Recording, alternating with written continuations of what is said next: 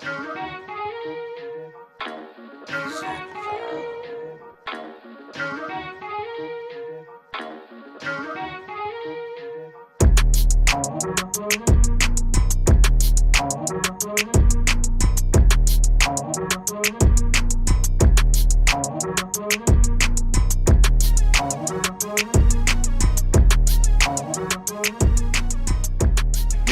thank you for tuning in, everybody. Welcome to Cooking with Mesa, episode 3. Very special episode today. Got my special guest on my left, Big Bone Capone, my cousin, you know what I mean? Family, you know, he knows a lot of the secrets from the dishes from my grandmother and my aunt. So, you know, it's a must to have him here. And over here on my right, you know what I mean? We're not blood related, but this is also like a cousin, you know what I mean?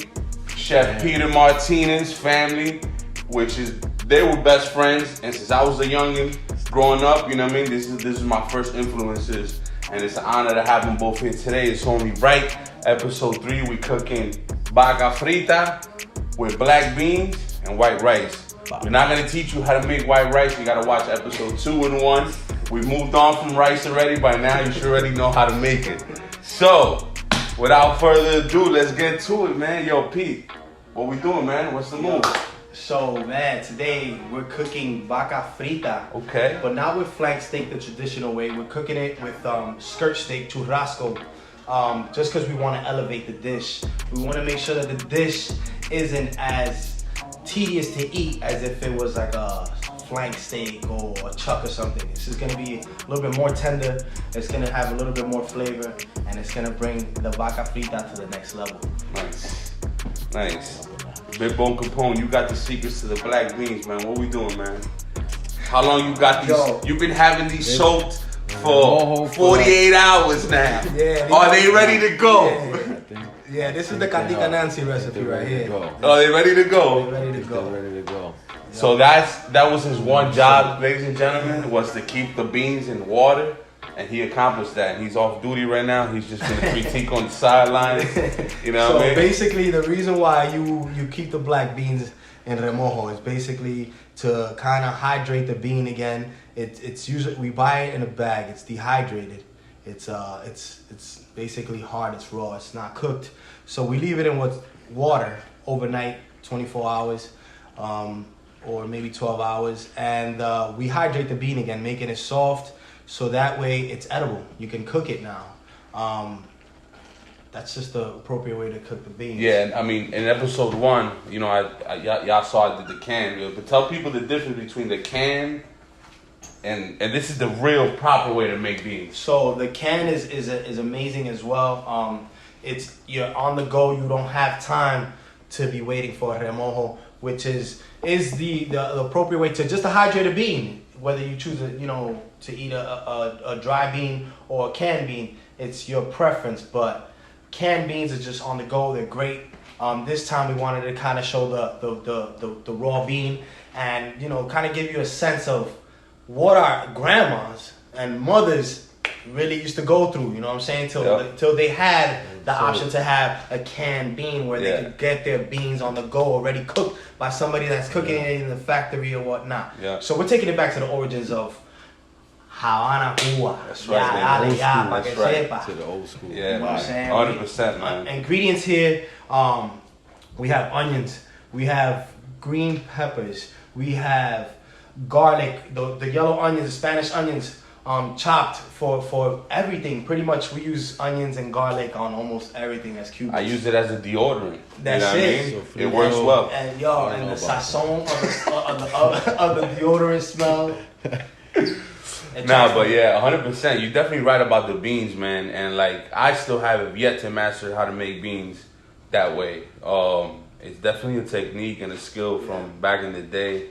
And just like you said, it goes to show how much like my grandmother, my aunt, my mom, or your mom, you know what I mean? They would like take their time. Your mom too, how to like make these beans, man. It's crazy, man. Yeah. That's the official way to do it, man. Yeah. Boom. So what's up? Tell us how does Katika Nati used to do it? She would let it soak overnight, the beans, and the next day I was young, so I didn't see all the exact steps, but I know they let them soak at least like a day or half a day. Yeah. And then they would make the sofrito, and then they'll use the water depending on if you were making like moto rice or whatever. They'll use that same water to cook the rice to make it like dark. That brings up an important that's an important piece right there. The moto, the congri. You know what I'm saying? They utilize the same water. They used to, you know what I mean? So that way you could cook the rice with the beans at the same time. So, anyway, my brother, what's good? What you got in the works? Nothing much, man. Yo, grinding. We working on these cooking shows. We working on a lot of content for y'all to get more familiar with who I am, you know what I mean, and who I grew up with. You know, these two guys are important figures in my life since I was very, very young. Before I really got influenced from growing up in my neighborhood, I was around these guys at a very young age, in my grandmother's house, in my aunt's house, in his house, you know what I mean? It was just, that's how we grew up, you know what I mean? Decades of friendship there. Yeah, man. Decades of friendship. And we're not talking like 2 decades, we're talking 3 and plus, you know what I mean? Not trying to give our age or nothing, we still young in the, young in the flesh. You know what I mean? Young in the flesh. But yeah, man, so this is great. This is a chance for me to like interact with my fans, people that follow me, and show them, what we do on a regular basis. Because what we doing now is not nothing that we don't already do. We already get up with each other. We already cook these dishes and then ate it a million times. It's just this time we on camera and we're gonna share it with you. You know what I mean? We give you a little piece of our lives. You know what I mean? So this is what it is, man. This is. How about the music? What's good with the music? The music what is you good, got working? What you got? What you working out? What you got? Music is moving, man. Aside from all the content that I said I was working on, I'm working on 2 albums this year, and I've already started shooting some music videos for them, and I'm just getting ready for that release. You know what I mean? Mostly all that is fire. Yeah. So tell us what the numbers are. Like how's the album doing? I see that you dropped 2 videos. How are the videos? Videos. Shout out to Fajardo Films, of course. He is right there. You know what I mean? I always happen to find a young Jedi, young shooter that's just phenomenal with the camera, and then more importantly with the editing. And usually when I find that, I start banging out a lot of work, and that's what we're doing now with Fajardo. Aside from that, man, just work, every August. I've been 2 years in a row that I released the album on my birthday, August 7th, so I'm trying to keep that trend going. Ooh, so August 7th, are we expecting something? So of course. Or before? I'm trying to do something before and August 7th. Birthday? Yeah. So, but the real album might drop August 7th. Yeah, the mixtape might come out. You know what I mean? Summer. You know what I mean? But a little before, but we're doing great on streaming wise. Going into the year, going into the year strong. I mean, we're 3 weeks into the year and everything's still in motion. I got an album deal before the year even started. Thank you, man.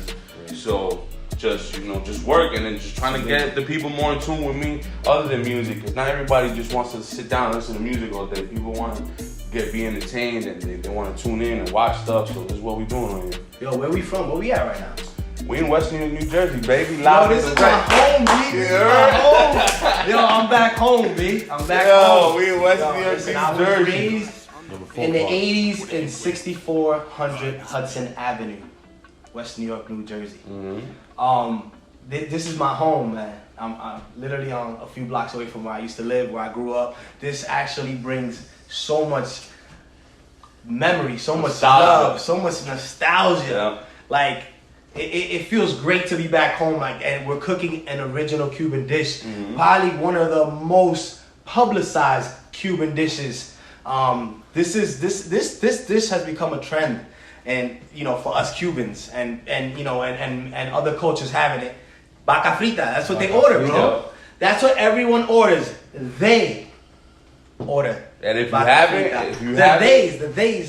if they haven't, they better order it when you get to a Cuban restaurant. Word. If you haven't had Vaca Frita, then you haven't had Cuban food then. Yeah. So yeah, let's get to it. What do you want to do first, Pete? Because aside from Pete's a very special guest. Because Pete's been on Chopped. He's been on Cooks versus Cons.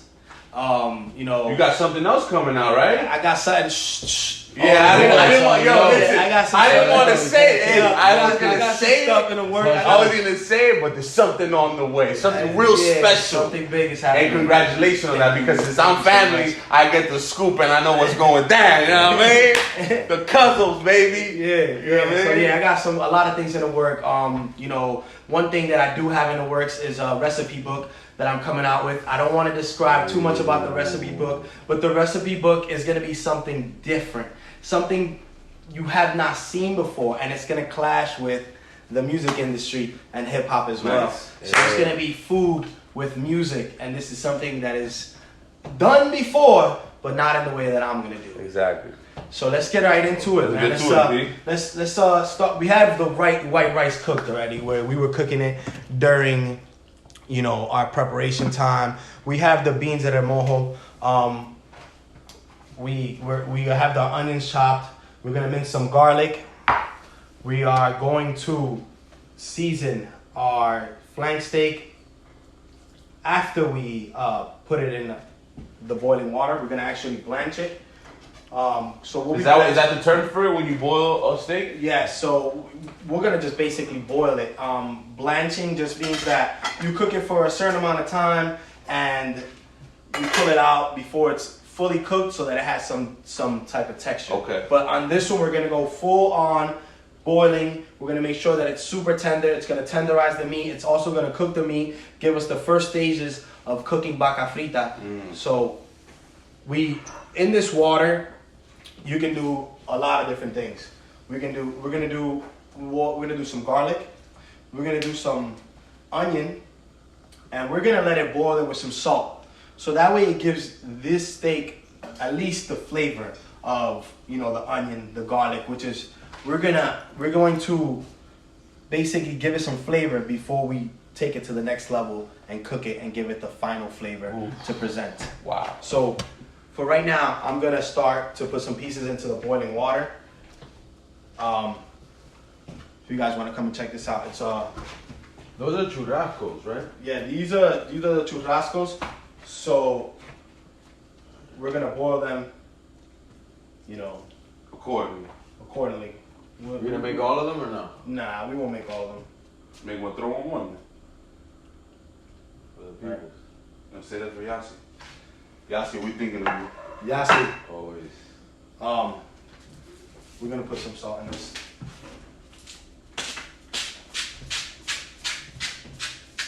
So we're cooking on a back stove right now because we're not going to be using this pot for a while. This has to boil. This has to tenderize. So we're not going to be using this area to cook. We're going to actually be cooking on our center stove, so that way we we have space to move around and cook different things. While the thing that's going to take the longest time, sits in the back, and we let it wait until we get it. We're going to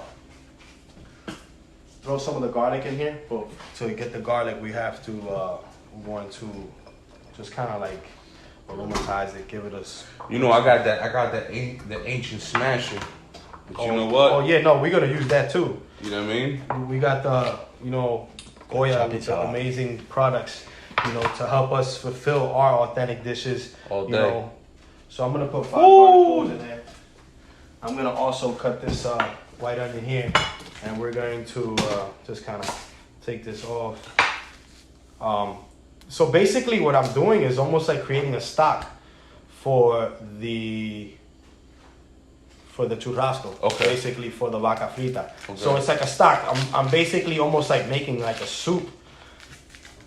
You know what? This can be a soup. After I extract the churrasco from it,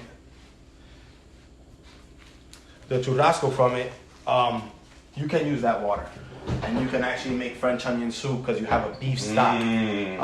Stop playing. You have a beef stock, so you can level. You never throw anything away. Like these things right here could go in there, but we're gonna be a little bit neater with it, so we're not gonna just make a rustic stock. We're just gonna throw these onions in there, and we're gonna cover this, and we're gonna let that boil. Well, how long you think? I think we should let it boil for a couple of hours. I would say 2 to 4 hours, depending on where the water of the level of of water level is. You don't want it to dry out. You don't want your steak to end up searing, because all this water will deplete. All this water here will evaporate, and will basically start searing. That's it. There'll be no more water. So you want to cook this enough so that you don't deplete all the water, and it's super tender. So we'll just keep checking it as we go. Next, we're gonna work on our black beans. Our black beans. See, the way that my mother cooked it, my grandmother cooked it. So you would want to miss some garlic. Any of you guys wanna do some mincing? I'll show you. Oh, you got the mortar and pestle. What the real Cuban way? And I used this on the episode 2, but this is amazing. I tell you, if you can't find this anywhere, your grandmother probably has a stash somewhere. A mortar and pestle, I think it's called. Basically, you're smashing the garlic down into like a paste.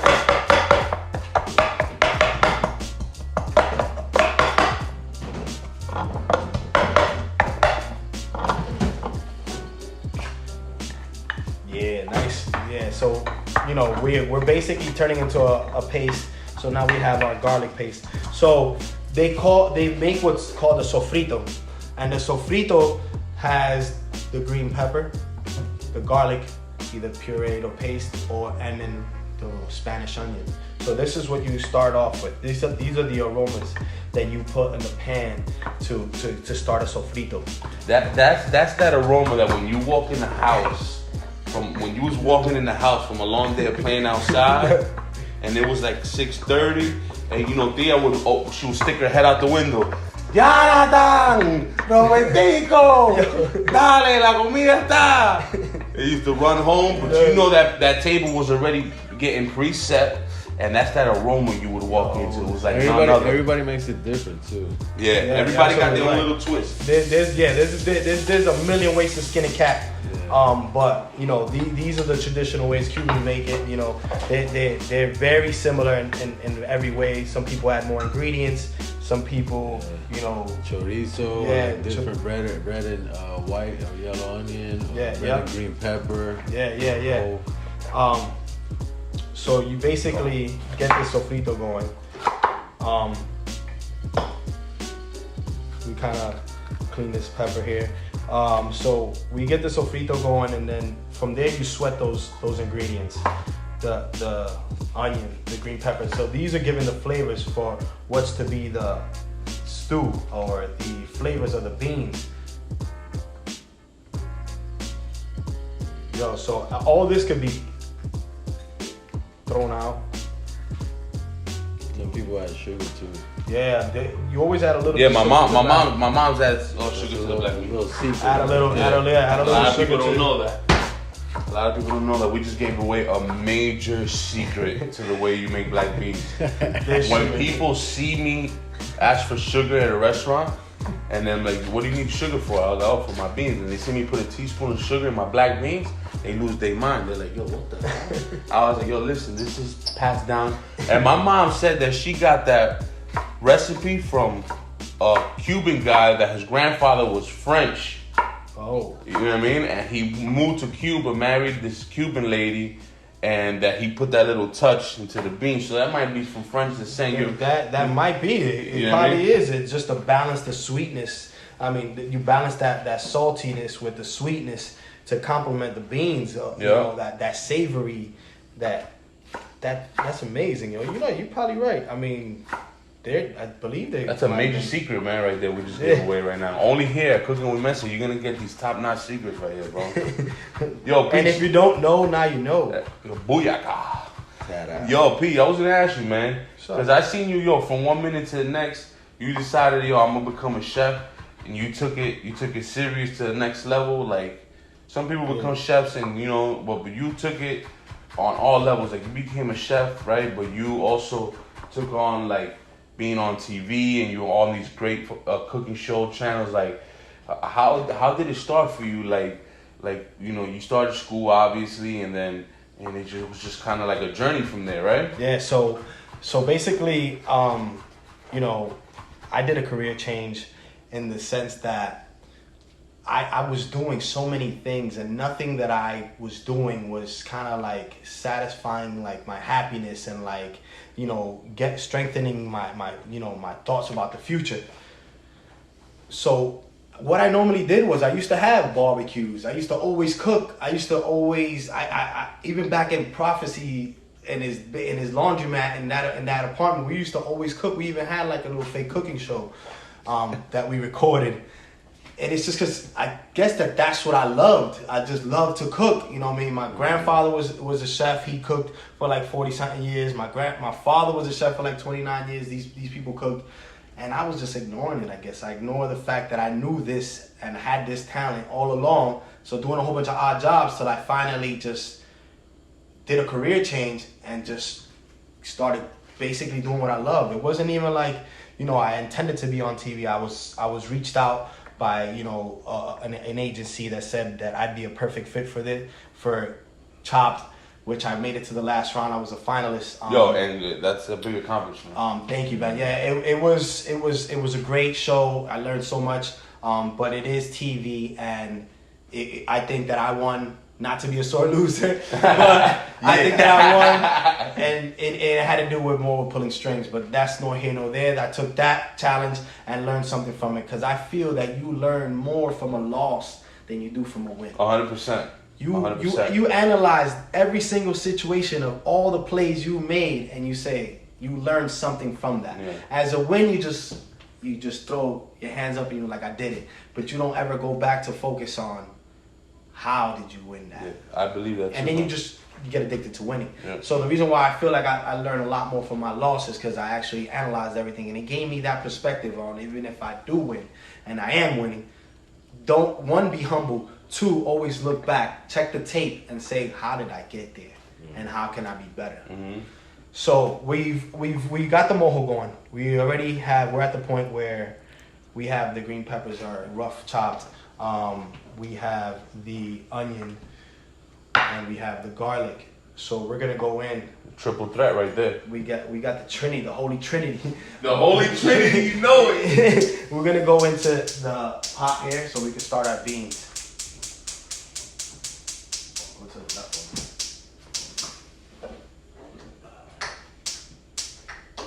And if you don't know, this is how a real kitchen works. You know what I mean? Sometimes you gotta hit the pilot. Sometimes you gotta get the whip going. This is a real kitchen. This isn't a TV kitchen. We're doing this shit in my man's crib. You know what I mean? This is the crib. You live and tuned in, baby. You know what I'm saying? Cooking with Mesa. We're really doing it. But yeah, you the oil. Yeah, bro. You right about the learning from the losses, man. I feel like sometimes you know, I feel like sometimes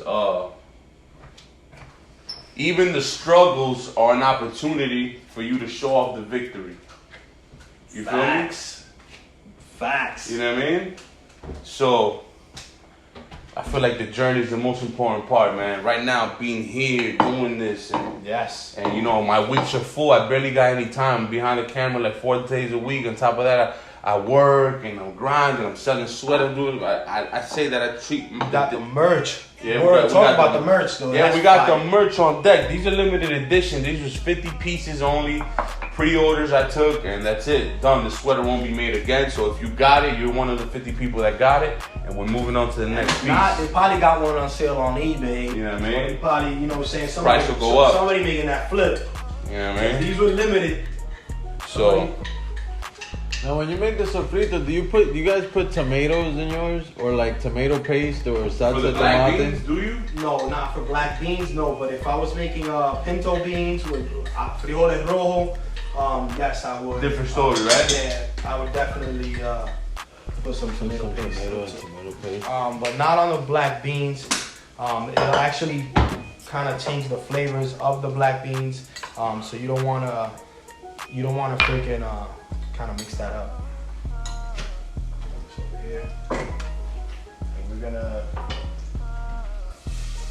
So let's get into like. Kind of lower our heat real quick. Let's get into why you're working on this sofrito. Right now he's throwing the onions, the peppers, the garlic.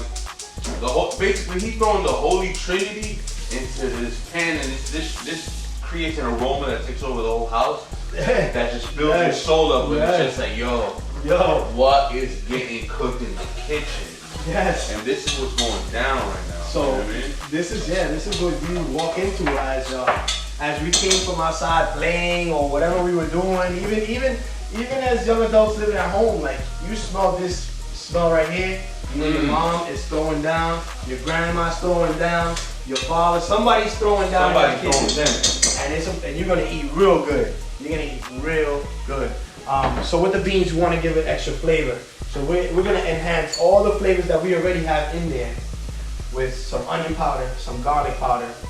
We'll put a little pepper, a little salt, oregano. We're gonna put all that. We're gonna elevate this flavor. Everything's about enhancement. Everything's about enhancement. So we're gonna put some onion powder in. And notice how we don't cook with teaspoons and measurements. So this is just from the heart. We just throwing. We just freestyle. going. You know what I mean? We winging it, and then at the end, it all comes together. So my grandmother didn't cook with measurements and all this. You just cook from the heart. You add whatever you feel, whatever Let you your like senses, let to your your senses, tasting. exactly. Let your senses tell you what's going on. The smell, how much garlic is in the air, how much onion do you feel is in the air, how much heat do you feel, how much fresh herb and oregano, we use dry oregano, how much is in there, you could sense it. You start to feel what you're doing. You start to feel good about yourself. You don't, feel good about yourself when you cook. Like, this isn't like, you don't always have to follow a recipe. I mean, if you do, that's great. If you have to be consistent once you got a recipe, you want to be consistent, yes, so you follow a recipe. But when you're cooking from the heart and you're creating a recipe, like they created this one, like the Cubans in history created this one, they just did this from the heart. Do it from the corazon, man. From the corazon. Do it from the corazon. So, Bo, so tell me more about like how your grandma and how this food and this cooking reminds you of like growing up, your childhood. Oh man, I remember they would be having the platanitos. Right here, we in the middle.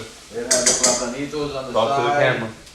The tostones. The tostones or the maduros. This guy, where the tostones at, bro? I got him Stash. stashed. Ready, squash, ready to go. They would leave those for the end. After Yeah, that's the everything end. is done, That's that final. we'd be sitting down already, and she'd be making like how many you want, 2 or 3. Man, let me tell you, Have a man, salad. those meals at my aunt's house, God bless her that she's still with us and alive and healthy, but God yo, bless. those fucking, excuse my language, that's how good the meals are. Yo, We're gonna have to edit pardon that my out. French, but it was Yo, delicious. Jesus it was Christ. amazing. Yo. My aunt, Dinner time was like a oh ceremony. my No, God, no. it was the real deal, man. Man, pray, you had to shut off No. the TV. Yo, mute it. you ain't Yeah, lying. man. Yo, remember that? Can I mute it at least? Like, yo, let's No. mute it. She had the cold mugs in the freezer, Yo, cracked the ice tray with the cold glass, cracked the Pepsi. yo, that's so true. It was Oh like an my actual God, yo. event every time. I remember eating at Bone's crib, and it was like everybody had like a seats aligned. You had left over there with the rug, where there's a rug on your feet. I remember sitting there, and we would really like appreciate it with the food. Which, if you think about it now, families don't do this. Yeah. They don't gather all together. Yeah. Life- You know what's funny? I Go. tell this to my fiance all the time because like I'll sit down and it's funny you saying it. I'm realizing now, right? Because I still like to sit down and we all eat and you know who cares about the dishes? Just chill and talk and then we'll get to the cleaning the dishes part. But my fiance, she's very clean. You know what I mean? So me. I like to sit down. I'll get to the dishes, but I'll still be eating. She's already getting up, cleaning up, and I always tell her, I'm like, yo, sit down. Yo, you know what I mean? And that- just chill because I'm like, yo, having dinner with the family is like, should be like the highlight of the night. You know what I mean? Yeah, yo, you're absolutely right. I didn't even pay mind to that. You just put me on right now. We're always in a rush. Yeah, bro. Like, and we're, at this moment you gave an example that it's your wife, but it's my wife, it's me, it's like it's everybody that's you eat and then you get up and you go. But we used to do that. We used to eat, we used to relax, we used to converse, we used to enjoy, and then later on worry about the dishes. But now it's like even mid eating, yeah. I get up and I'm like, excuse me. Yeah. I even still say excuse me, so I know I'm doing something wrong. Yeah. And I put it in the sink. Yeah. That's crazy. And like, yo, we need to move back to like showing like the family love. And you know what? Like my aunt would boast about. It was soulful. Like my grandmother. Well, my aunt would tell my grandmother how much we ate because my grandmother was blind. You know what I mean? So my grandmother couldn't see recipes. But it was a boastful thing. Like she would be like, "Oh, mama, if you see how much Jonathan ate, he ate all the salad, he ate all the vegetables, and he ate a plate. And if you saw how much Rodrigo ate, and it was kind of almost like we won medals or something."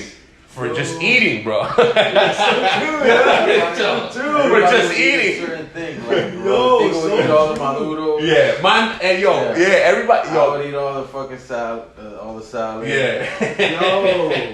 You ain't lying. Yo, I swear to God, this is a true story. My aunt, she catered to each and every one of our needs. You know what I mean? Like, for example, I like hot sauce. There would be one bottle of hot sauce that will last probably 2 years in the house because Jonathan ain't like it, Yasi ain't like it. You know what I mean? She knew she had that there for me. The sweet plantains was my side dish too. So she would always, if I was in the house, sweet plantains was it. Jonathan at the end of his meal, everybody would eat a little salad, and Jonathan would take a big bowl. He still does this to this day. Don't let the skinniness fool you. He's a heavyweight. He'll take a lot of big boys out. I'll put my last dollar on it. Yo, for real. Big bowl of salad to the face. You know what I mean? Everybody has. Yeah, man, that's a beautiful thing, man. You know what I mean? That's a grown up Cuban, man. No carbs then. Nah, you be eating carbs. Yo, man. Yo, Goya, man. Cut the check, man. Yo. We've been showing you a lot of love. Yo, Goya for this. Yo. Goya better cut the check. If not, Badia. Somebody, listen. Reach out to me, man. Ask Chef Peter Martinez. Yo. You know what I'm saying? Corta el cheque. Let's talk, Goya. So basically, I'm gonna add a little bit of that Goya logo. You know what I'm saying? Another Goya drop. Yo, now that we're here, we got all three of us together. You know what I mean? While we cooking up the sofrito for the beans, and the beans are getting cooked, and it's looking marvelous. So you can just take a quick shot of this. Look at it, it's marvelous. You know what I'm saying? Shut up. These beans are gonna get real soft. The sauce is gonna come together. You know what? I'm about to put a little bit of white wine in these bad boys, dog. cooking wine, right? Little white cooking wine. Splash. Splash water right quick.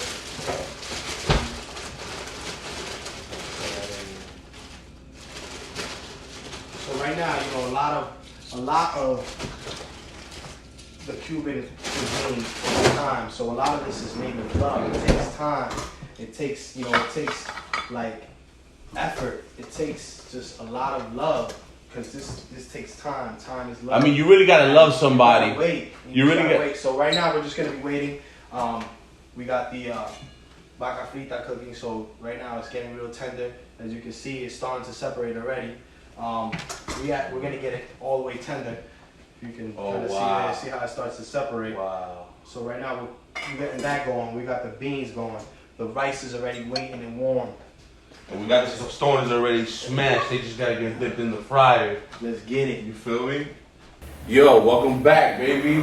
From a commercial break that you will never notice we took because this will be edited out. We're back. We're back. So check it now, yo. We're right now at the stage now where we're gonna show you how to kind of shred the beef after it's out of the stock. We got the tostones already cooking. The beans are almost done. And yeah, man, let's get to do it. In the process, yo, I had a question though. This is like a personal question of mine though, you know what I mean? Growing up, since y'all like my older cousins, did you ever think I was gonna turn out the way I turned out to be when y'all know me since I was like the 2, 3, 4, 5, 6, 7, 8, 9, 10, 11 years I'm old? gonna be 100% honest with you. Absolutely not. Have you been doing like the Sammy Sosa light skin? Your skin is lighter. You get whiter, dog. I remember fucking Mesa. I used to be dark skin. Did he do the Sammy Sosa to be a rapper? Yo, I don't know. So it was good. Absolutely not, man. I guess like your trials and tribulations are making you who you are right now. Like as a driven artist, and as a hardworking, grinding, hustling every day in and day out. That pain or whatever went through when you used to disappear, because we used to see you sometimes every week and every other week, and then sometimes you just vanish for mad long. And we would ask Bone like, "Yo, where the fuck Robertico at, dog?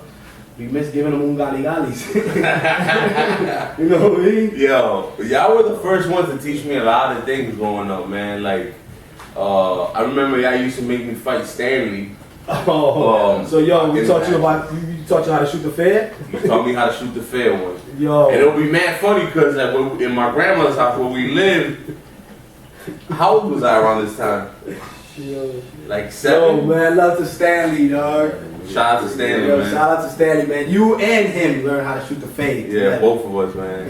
Now, because me and Stanley were the same age, we were like the youngins on the block, and we were hanging around with the older cats. So there was just like, yo, let's say like this is my grandmother's building, right? And this is my grandmother's window, right? And under here is a parking garage.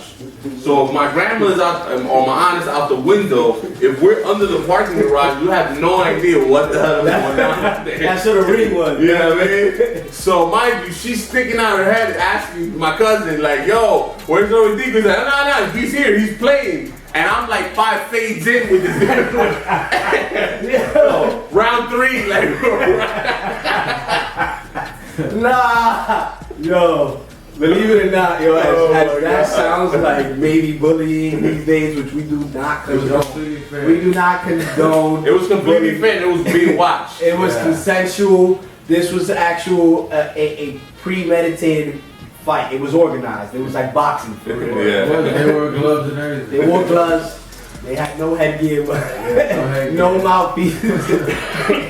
Katika was a referee. Trust me. It was great time, man. Great time. Man. But great time. Man, kids don't play like that anymore, man. Nah, not at all. Kids don't, you know what I'm saying? Kids are soft these days. They don't interact with each other in the street, and they don't like that built character though. Those days, imagine you would go back to West New York with that. Like a rough cat.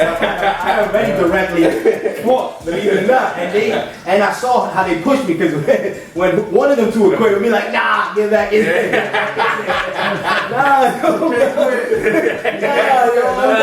I'm done. Nah, nigga, no, you not. If you want it from any of us, then you going in. So indirectly that built character, because that happened to us.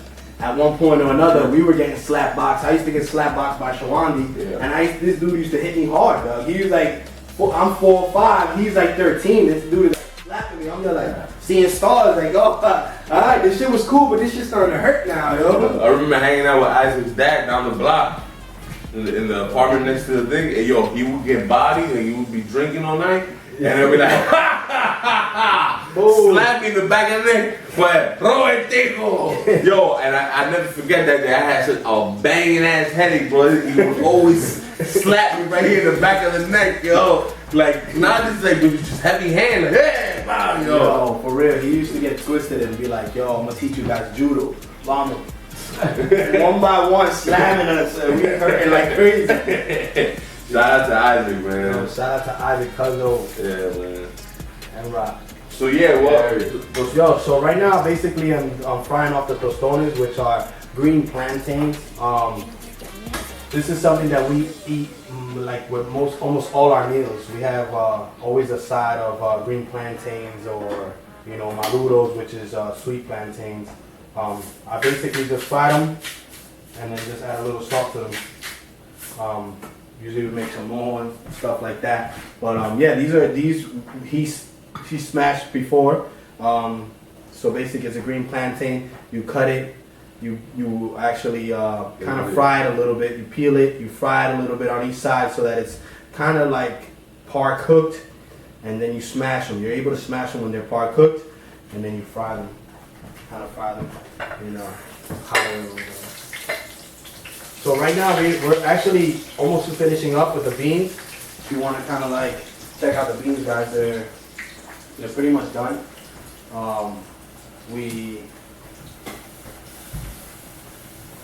More water? Yeah, we'll add a little bit more stock. We have the beef stock here.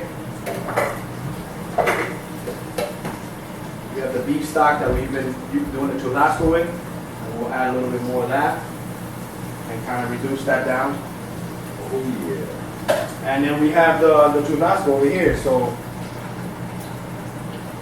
in here is basically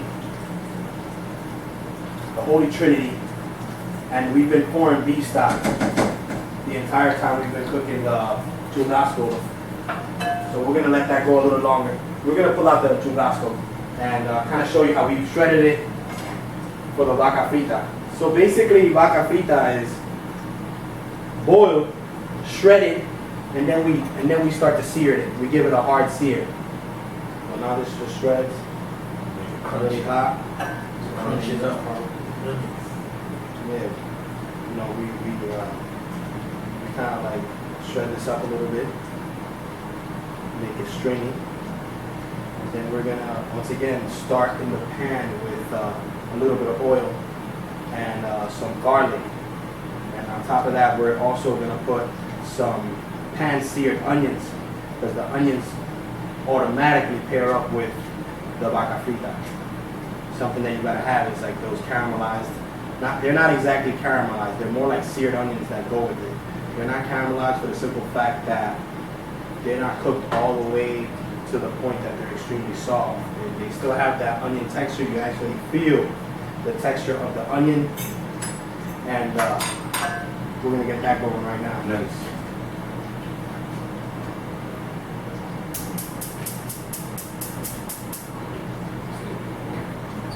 Gonna get this pot a little hot.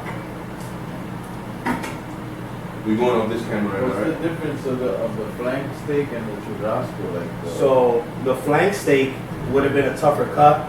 This being that it's churrasco, it rips easily, extremely easily, and it's not as chewy. So each bite, when you go and you start biting at the churrasco versus the flank steak, you're just chewing, it's tender, and you just swallow back. For a flank steak, it's a little bit more tedious when you eat it. You're chewing, and then as you're chewing, it's actually starting to dry out your mouth from how much chewing. So in other words, the flavors start to kind of dissipate in your mouth, where you end up with a dry piece before you swallow it.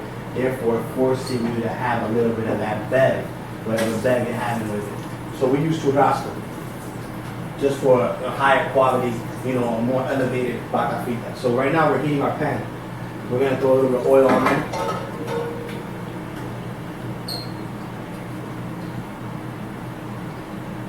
So we're gonna sear. Right now we're gonna sear our onions. I like to start with the onions, so that way they start getting to working. The onions will start getting some work in. Right? We'll get the onions working.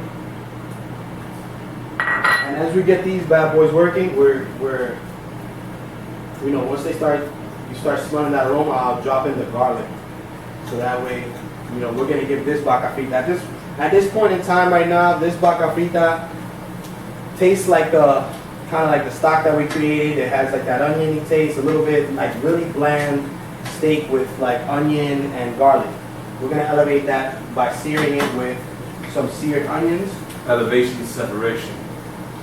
We're using red onions today. Normally it goes with white onions. We're using them today just to give the dish a little bit of color, just to kind of give you guys a gist of, how you can change dishes, make them more versatile, make them more creative. Traditional Cuban would be like, eso está mal, que vinga, esto, que lo otro. We're just gonna elevate it with some red onions, give it some color, give it some contrast, that way it isn't just dark beans, and then like that mild color of the plantains with the white rice. We're gonna kind of elevate it, make it a little bit nicer, so that it's a little bit brighter, a little bit more vibrant. We're Cuban Americans. Keep it in mind, we're Cuban Americans. We're changing things. We like to change things. Basically, right now we are getting ready to start putting the components together. Right now I'm going to be finishing the vaca frita. I'm going to add the garlic right here, right now.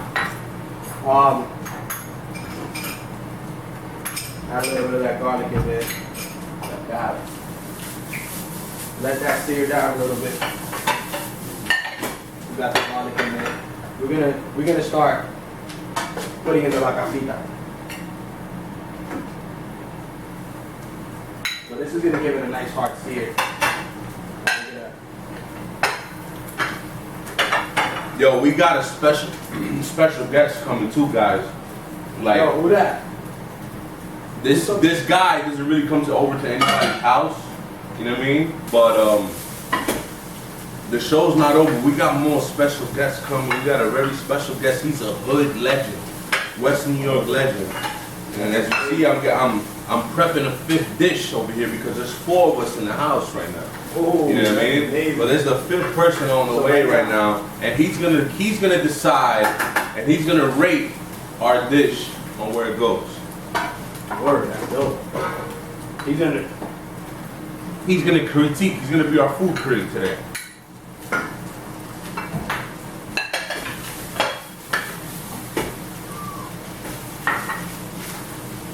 Yo, so vaca frita usually isn't made in homes, like, you know.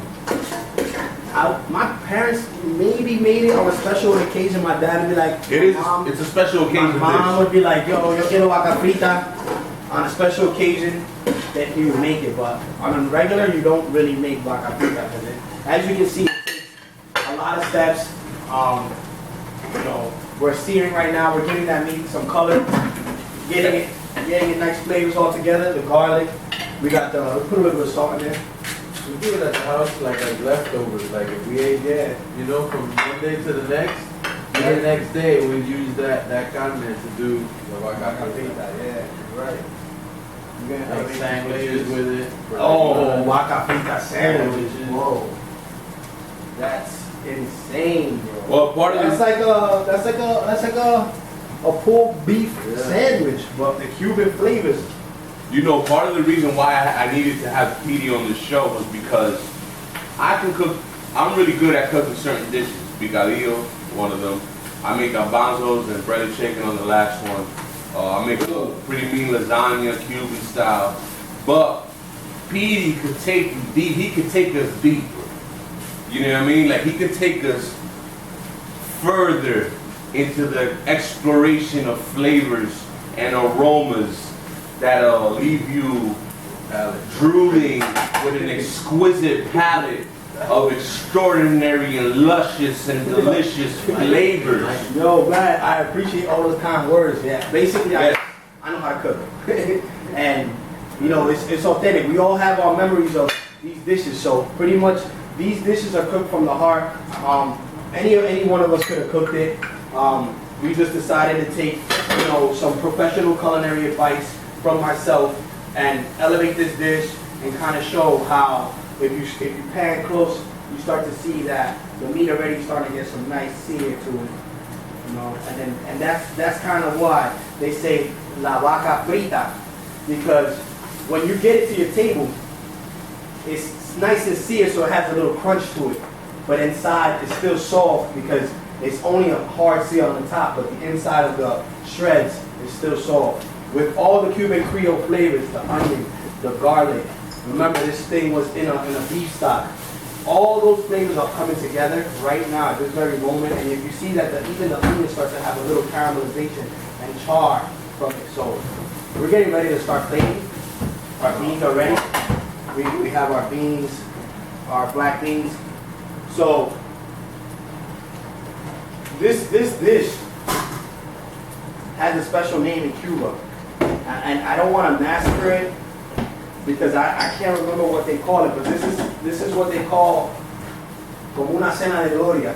Like this is our rice and beans. This is it right here. Ooh, you know, and with every meal, Cubans have some greens. We have a salad. We have some, you know, we have some type of green with it. We're freestyling this last minute. I just realized that we have some watercress.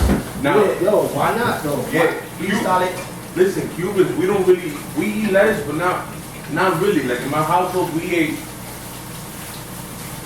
watercress.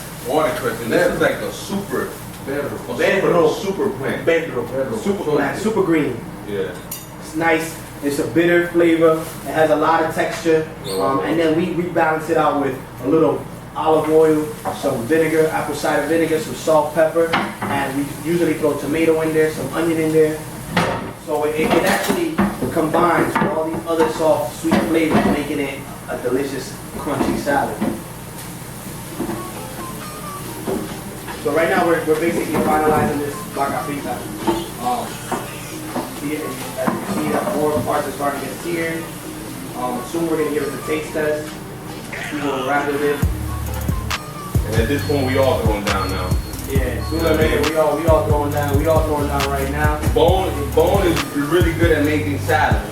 Like I told you before earlier in the episode, he used to house the bowl before salad, and ain't nothing really changed. He still Toss salad, you know what I mean? He tosses salads left and right, ladies. He's a salad tosser. Yo, Not many of him like. Not many of him like it. So you want to share with the people about your salad tossing days? talk about How many salads have you tossed? All right. How many salads have you tossed in your lifetime? I make a good salad. I don't really toss the salad. I've been chopping them up. the great tossing salad. So there's no hidden message here. You're just making a good, homegrown salad. Chopped salad, tossed salad. Can the man make a salad? Man can make a salad. So basically, our Vaca Frita is done. Here's our Vaca Frita. We're gonna give it the taste test right now, fellas. Oh shit. I don't burn alone. Real quick, bone. Bone. On a knife, be a bone. Alright, so we're gonna Here it is. We're gonna give it Episode 3, Vaca Frita. Yo, cheers, man. This is the taste test. Wow. Sorry. The onion crispiness. I can definitely throw it more love with some salt, which I will. So we're gonna put a little more salt, but everything's coming through.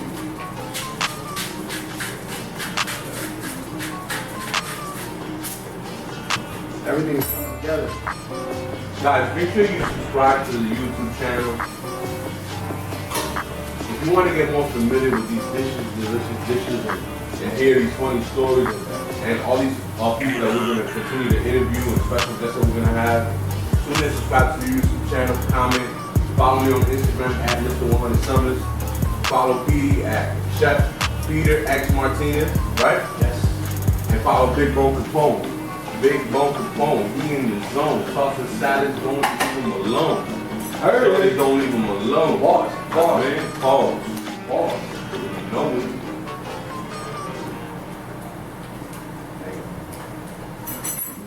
So yeah, we setting up right now. Looks like we're about to feed our army. And that's the beauty about growing up, not having too much money. You had no idea you were poor until you grew up. Right? Because we just stretched out some food into like 6 plates. Yo, this is our special guest. I gotta take this. Hello. All right, special guest. We'll be right there. Keep the camera rolling, guys. I got a special guest. Yo, Pete, take over. Yo, so right now I'm plating the Vaca Frita as we get this, as Mesa gets the special guest, you know, kind of like making sure we get enough for everybody here. Yo, special guest. This guy doesn't come out for nobody. He's just not a regular guy. He is the super barber of the town, hood legend, 30 years plus, just lacing everybody up. And he's younger than 30. Put it that way. He's ahead of his time. He is ahead of his time. Yo, my brother, it's an honor to have you in my home. First time in my home, my dog, Yorkys! Yo, my brother, thank you for coming. So yeah, man, yo, Yorky's gonna be the special guest. He's gonna try the food and he's gonna let us know if we really did the right thing with it. So I guess I'm gonna pull up a chair so we can catch him in the frame. Yorky, you'll be the first one to try. Wait. Yo, and real quick, I'm thinking down because I'm gonna have Yorky explain to you what he does. Yorky, explícale a la gente lo que tú haces y quién tú eres. Yo tengo 25, 26 años trabajando en la barbería, en New York. Vine aquí pequeño, ¿sabes? Y aquí estoy en el barrio. Del barrio no me saca nadie. So, Yorky, he's got a barbershop. Come check him out in West New York in 6409 Broadway in West New York, New Jersey. I just finished getting a haircut. I mean, you see this, right? Lace. Look at my cousin's beard. You know what I mean? He was gonna go. He didn't make it to his appointment on time, but it's okay. We here now. Yo, my brother, do the honors. Pick whichever play you want. Cualquiera, tú sabes. A este precio, ¿eh?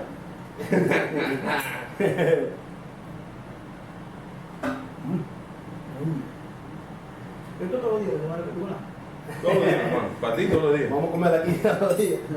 Bien.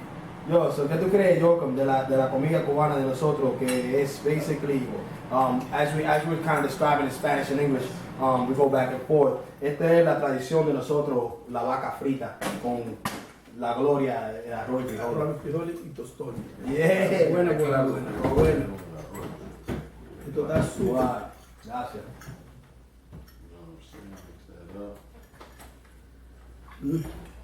So we have the black beans that have that savoriness, that comforting flavor with the rice. You know, Cubans, Latino, we all eat rice with everything. We prefer rice over bread. You mix that with the crispiness of the vaca frita, and at the same time it has some tenderness. It has that garlicky flavor. The onions, the sweet onions, it brings some sweetness to it. In a few minutes, we're gonna see if we have a lime. We usually squeeze a little lime on it just to give it some acidity. Yes. But all in all, the dish comes together, and it is amazing. It is like something to try. If you haven't tried vaca frita, you definitely need to go to your next local Cuban spot and try it. I'm not saying everybody's gonna make it the same as this, because as you can know, we've elevated it from flank steak to churrasco. But listen, everything's always in the park. Every Cuban knows how to cook vaca frita. It's the same. 100%. Cheers, brothers. Thank you for looking and watching. Yeah, man. Mesa Thank you for tuning in. And thank you for watching Cooking with Mesa from Chef Peter, Big Bone Capone, and our special guest, bro. Yorkys. Yo, this guy, just give it a round of applause. Everybody watching this episode, they're gonna be like, how did this guy get all these people in the house? You know, yo, this guy, we're not gonna get into how much I tip him on a weekly basis. You know what I mean? Because it's a lot of money and we're gonna cut it right here. Yo, thank you for tuning in. Cooking with Mesa, episode 3, Vaca Frita. I hope you enjoyed, man. Cheers.